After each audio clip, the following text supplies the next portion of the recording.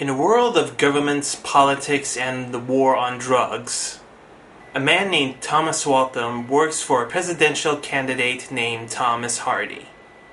And he is determined to make him the next president of the United States of America. Robert, you're drinking too much. Go easy. Uh-huh. We've come this far. Just keep it together down the stretch. I'm okay, Thomas. Don't worry. I won't blow it. Everything's falling right into place. We're almost there. But even governments have their secrets.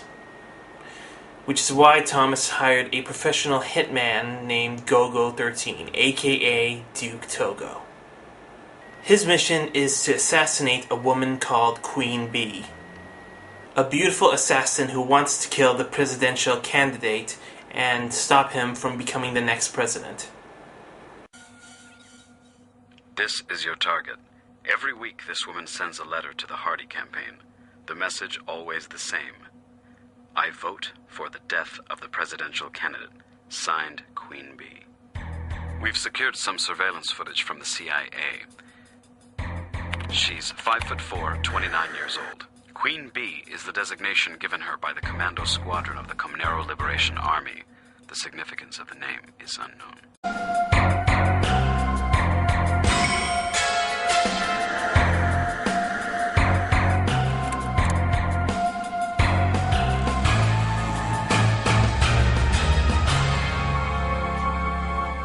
So this is an action drama anime created by Takao Saito and directed by Osamu Dezaki, who worked on animes like the original Professional Golgo 13 and Space Adventure Cobra, the movie and TV series.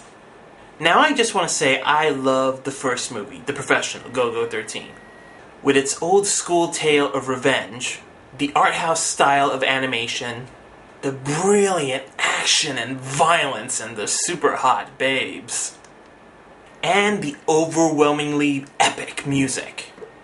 For me, it is a classic action anime. But unfortunately, the sequel just doesn't live up to the first movie. Now, for one thing, the storyline isn't so bad. It does show the backstory and the development of the supporting characters. But that is just the problem. The supporting characters are mostly the focus and not the main character, Golgo 13. Which really ticks me off, and even the action and the sex scenes don't have that passion, that power, that horror that the first film had. For me, it just really felt stale. As for the characters, even though the supporting cast has a backstory and development, nobody here is worth clinging on to. Even Golgo 13 in this anime was just boring. And don't get me wrong, I love Golgo 13 when he's that unemotional badass, but the funny thing is, he doesn't do anything that is actually badass.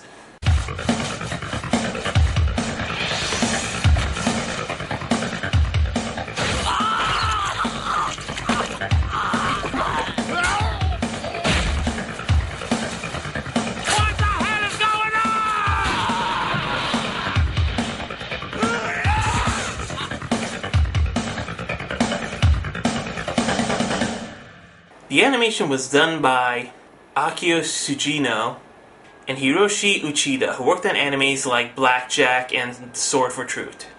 The animation is definitely a one-up from the first movie. And it does return back to that nice art house style of animation. Now, this would have impressed me if this was made in the 80s, but this was made in the late 90s, and for me, it just feels out of style. It feels outdated and it doesn't fit in with the times. No more drugs! No more drugs! 3 words that will restore America and the American dream to our children. No more drugs! For too long we've let our kids be contaminated, their minds wasted. It's time we made them part of the American dream once again! Now allow me to introduce the other part of what I call the American Dream Team.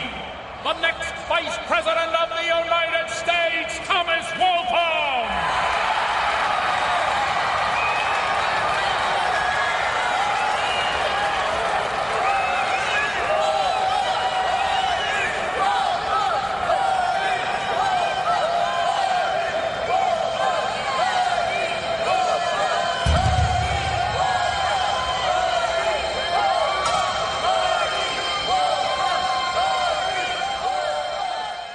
The voice acting for both English and Japanese dub is sort of between okay and bad.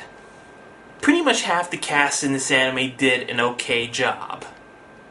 And most of the bad goes to the actors who played Golgo 13, whose acting is just like an unemotional robot.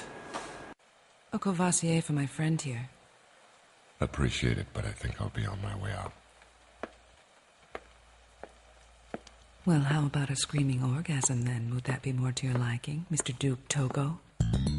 Maybe you'd prefer somewhere more private. The music was done by Fujimaru Yoshino and Seiji Suzuki. The music has this 80s feel to it with a great mixture of jazz. And I have to admit, it's probably the only thing that I enjoyed in this movie. I especially love the opening-ending music called Turkish Blue, which has a romantic feel to it, and it does feel uplifting. And played it just for you, my lady. She's smoking black holes at the moon. That's my lady. She's moving mind games with her fumes. Have you turned your heart to stone? A pale shade of turquoise blue. A shade of turquoise blue. In the end, Golgo 13 will satisfy the swarm of fans who love the main character. But unfortunately, for this sequel, it does sting.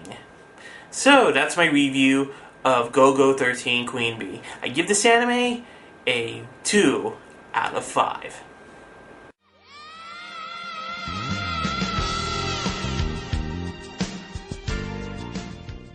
See ya!